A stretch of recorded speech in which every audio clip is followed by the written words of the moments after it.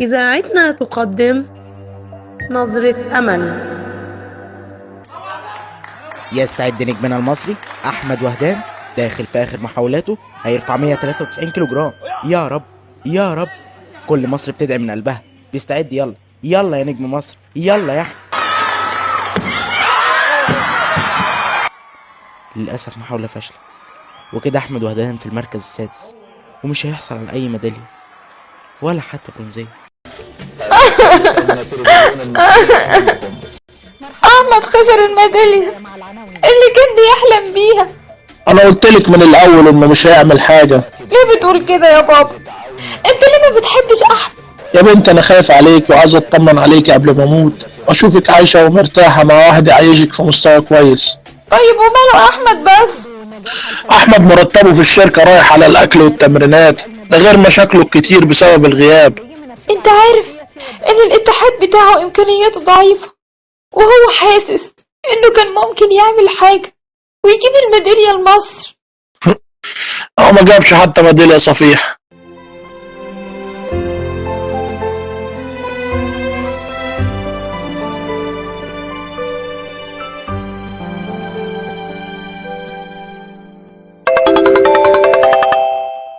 الحمد لله على السلامة يا أحمد، معلش ما قدرتش أجي استقبلك في المطار.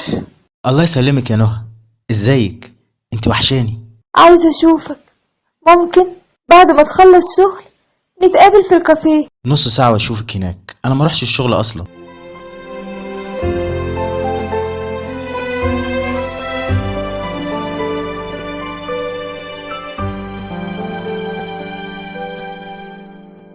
أهلا وسهلا يا فندم، تحبوا تشربوا إيه؟ 2 ليمون فريش. وحشتني قوي. وانت كمان، ليه ما جيتيش تستقبليني في المطار؟ عندك حق، هديك تستقبلي واحد فاشل ما عرفش يحقق ميدالية. ما تقولش كده، انت حبيبي، حققت ميدالية ولا ما حققتش؟ انت عملت اللي عليك وربنا ما أردش. بلاش تعمل في نفسك كده. بطل ايه بقى؟ ما خلاص انا هرجع شغلي، وكفاية الغياب اللي غبته هما ولا مقدرين اني بمثل البلد، وكان نفسي اعمل حاجة.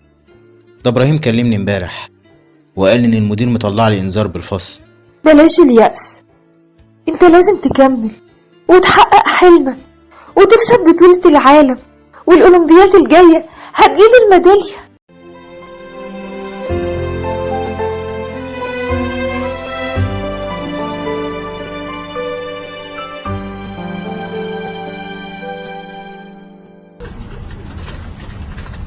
وحشتنا قوي يا كابتن، اوعى تزعل، انت عملت اللي تقدر عليه. ايه حكاية انذار الفصل ده؟ هو المدير ده ما بيقدرش؟ على العموم انا خلاص مش ناوي اكمل في اللعبة تاني، انا هعتزل واقعد لكم زي ما انتوا عايزين. الو، ايوه يا فندم، الاستاذ احمد موجود.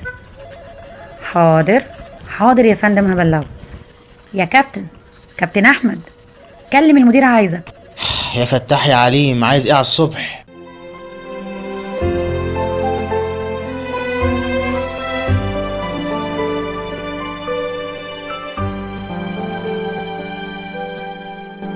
في واحد بره عايز يقابل حضرتك، اسمه الدكتور محمد سليمان. ما قالش بخصوص إيه يا منى؟ لا يا فندم. طيب خليه يتفضل. صباح الخير يا فندم، انا اسف اني جيت لحضرتك من غير ميعاد سابق. اتفضل، خير يا ابني. انا محمد سليمان، استاذ المحاسبه الماليه في جامعه حلوان. من غير مقدمات يا فندم، انا جاي طالب من حضرتك ايد بنتك الانسه نهى. انت فاجئتني يا ابني، بس نهى تقريبا مخطوبه، ثم انت تعرفها منين؟ انا كنت المعيد بتاعها في الكليه، وبصراحه كنت معجب بيها جدا اول ما شفتها، وكان املي ان يجمعني بيها بيت واحد. وبصراحه يا عمي، مادام هي مش مخطوبه رسمي، يبقى من حقي اتعشم في حضرتك انك تخلص لي الموضوع ده بسرعه. طيب يا ابني، سيبني يومين وهرد عليك، واللي فيه الخير يقدمه ربنا ان شاء الله.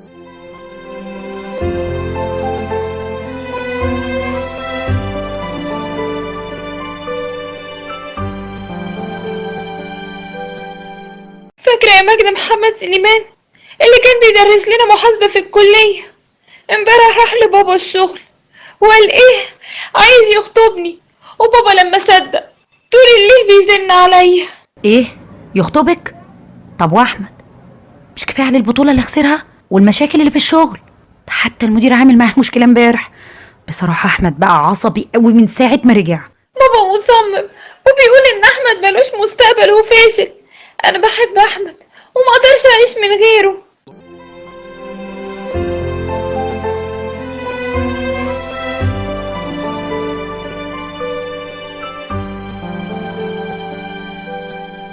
انت بتقولي ايه؟ يخطبك؟ طب وانا؟ طبعا ابوكي ما صدق، انا عارف انه مش بيطيقني. اهدى يا احمد، انت عارف اني بحبك انت ومش ممكن اوافق على حد غيرك. ابن حلال يا عريسنا وربك راضي عليك، بعد الوحدة بقالك والله نسوي شريك. الف مبروك يا نهى، ربنا يفرحك. وانت يا محمد مش هوصيك عليها، دي اغلى حاجه في حياتنا. في عينيا يا عمي. الف مبروك يا حبيبتي، دي اجمل لحظه في حياتي كلها. عارفه يا نهى، عارفه انا حبيتك من اول مره شفتك فيها في المدرج. انت بتبعدي عني ليه؟ انت مكسوفه مني؟ ده انا جوزك، حد ينكسف من جوزه برضه يا نهى؟ معلش سيبني دلوقتي. اسيبك؟ اسيبك يعني ايه؟ في ايه مالك؟ ردي عليا انا بكلمك. ارجوك سيبني دلوقتي. انت لسه بتحبي الفاشل ده؟ الفاشل اللي راح خسر في الاولمبياد؟ انا جوزك دلوقتي غصب عنك، فاهمه يعني ايه جوزك؟ ولو ما سمعتيش الكلام هوريك الوش التاني.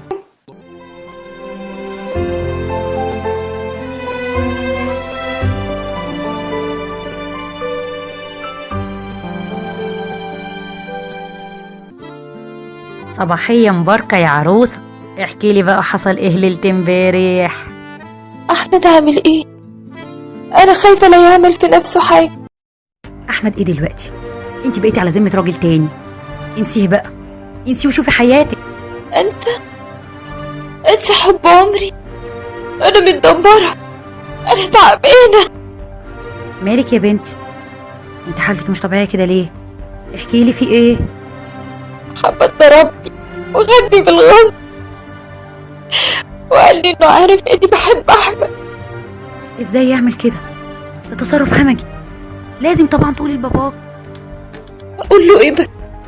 اقول له اني لسه بحب احمد ولا اقول له اللي عمله محمد فيا؟ ايوه، هي خلاص الدنيا اتهدت.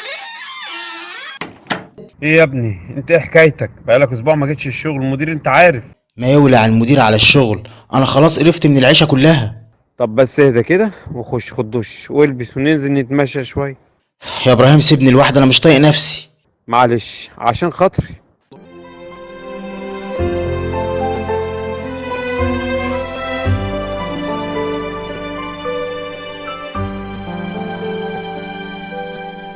بقالنا ساعة ماشيين وانت ساكت، قول اي حاجة. لا اله الا الله يا عم. محمد رسول الله يا سيدي.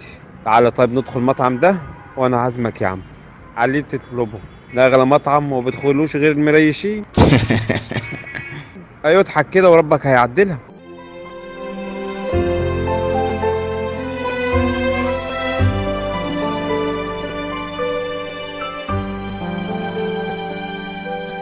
ايه ده؟ انت سكران يا محمد، ابعد عني، حرام عليك، مش كده مش كده. مش هبعد عنك، وهوريك ازاي تسمعي الكلام غصب عنك. حرام عليك حرام عليك.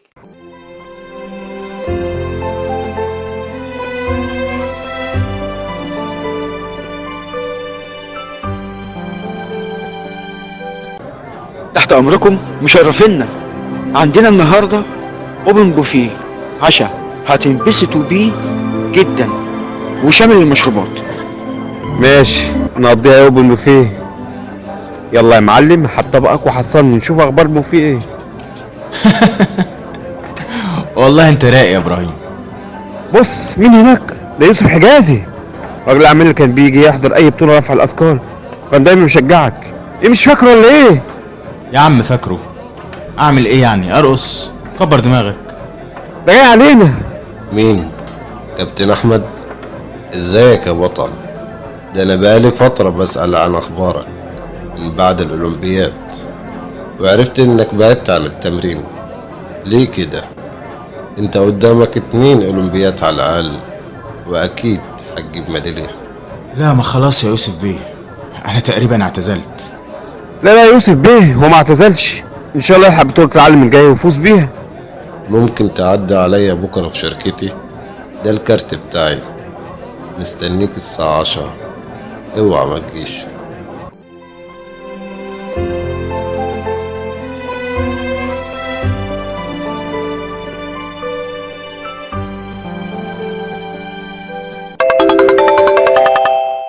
ايوه يا ماجدة، انا مش كويسة خالص، برجع من الصبح ومش عارفة مالي. يا بت لا تكوني حامل. طيب بصي، انا هخلص شغل وعدي عليك نروح للدكتورة تكشف عليكي ونطمن. حامل ايه؟ حرام عليكي.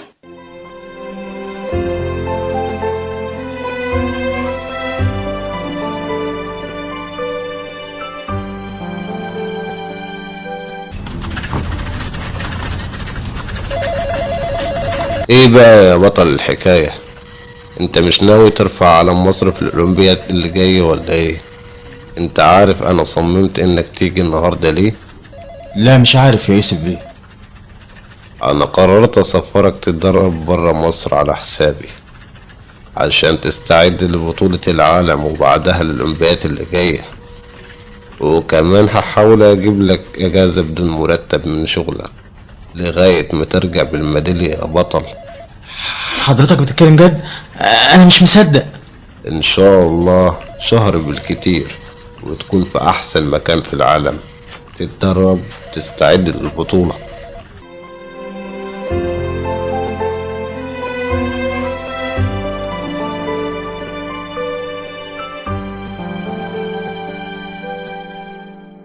مبروك يا مدام، انت حامل.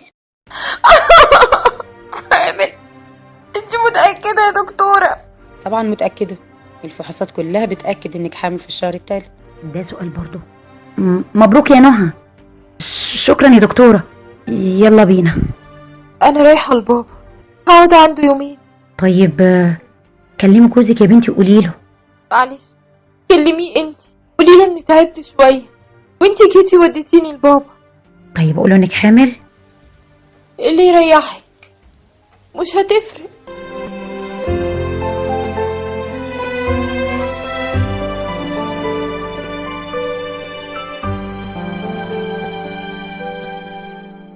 الف مبروك يا بنتي، ربنا يتمم لك على خير.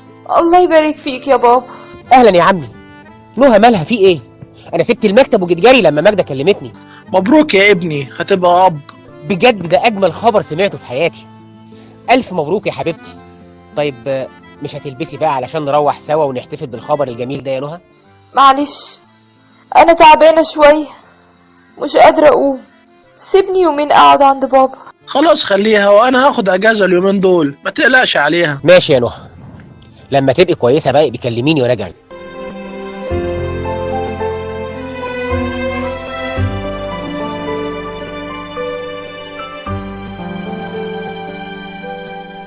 ايوه يا ابراهيم، انا الحمد لله بخير وعايش احلى عيشه، وهنا الدنيا حلوه قوي، وبدات ارجع لمستوايا تاني الحمد لله.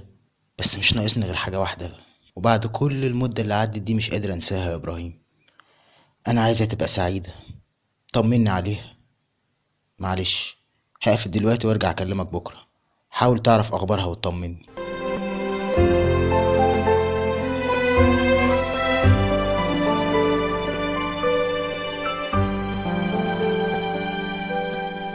انت من ساعة ما رجعتي من عند ابوكي وانت سايقة العوض، انت ايه حكايتك؟ وانت لما ترجع كل يوم شارب غير الروش اللي على هدومك، عايز نتعامل معاك ازاي يا دكتور؟ ايوه بشرب وماشي مع نسوان ومش هتغير، واعلى ما في خيلك اركبيه.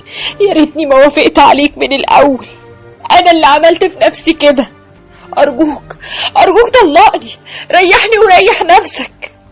ابوكي شاف فلوسي ومنصبي فرح، وعلى فكرة انت وابوكي ولا حاجة، وبرضه مش هنولك اللي في بالك. وديني عند بابا دلوقتي، انا مش قاعدة هنا ولا ثانية واحدة. هتقعدي غصب عنك. انت بتضربني؟ لو ما سبتنيش اروح عند بابا دلوقتي انا هرمي نفسي من البلكونة.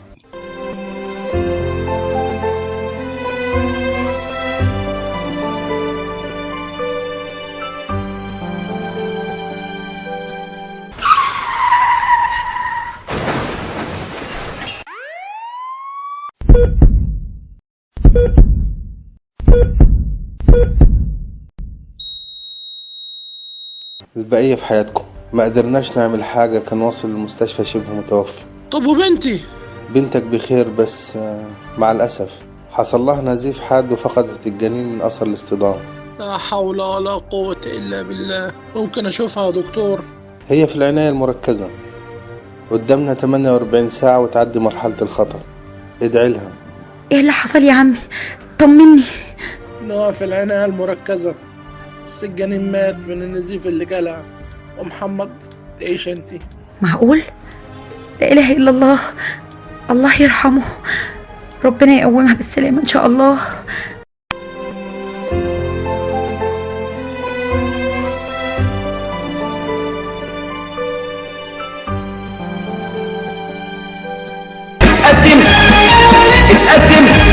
اليوم موعدنا مع بطلنا أحمد وهدان في وزن فوق المتوسط لبطولة العالم لرفع الأثقال. وطبعا احنا عارفين ان الأولمبياد الأخير بطلنا حصل على المركز السادس. نتمنى النهاردة نشوفه في مستواه اللي نعرفه عنه ويحصل على بطولة العالم. أنا فين؟ انت في المستشفى يا حبيبتي. الحمد لله انك بخير. شد حيلك، ربنا يرحم محمد ويسامحه بقى. انا عرفت كل حاجة، ربنا يسامحنا. انا كمان، انا اللي كنت فاكر اني بسعدك وبضمن ليكي مستقبل، بس انا كنت غلطان. المستقبل ده بتاع ربنا.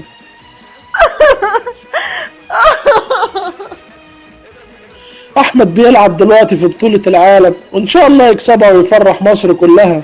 وانا كمان انا متأكد انه هيروح الاولمبياد ويرفع علم مصر. ابراهيم جاي يطمن عليك يا نوح. عامله ايه دلوقتي؟ يا رب تكوني احسن. احمد ما قدرش ينساكي ودايما بيسألني عليكي. أحمد يا رب. أحمد وهدان داخل بوزن 197 كيلو، ولو شالها هيكسر الرقم العالمي. يلا يا أحمد، يلا يا أحمد. الله أكبر، الله أكبر. محاولة ناجحة. برافو يا أحمد، برافو يا بطل العالم، بطل مصر. الله عليك، ميدالية ذهب وكسر الرقم العالمي.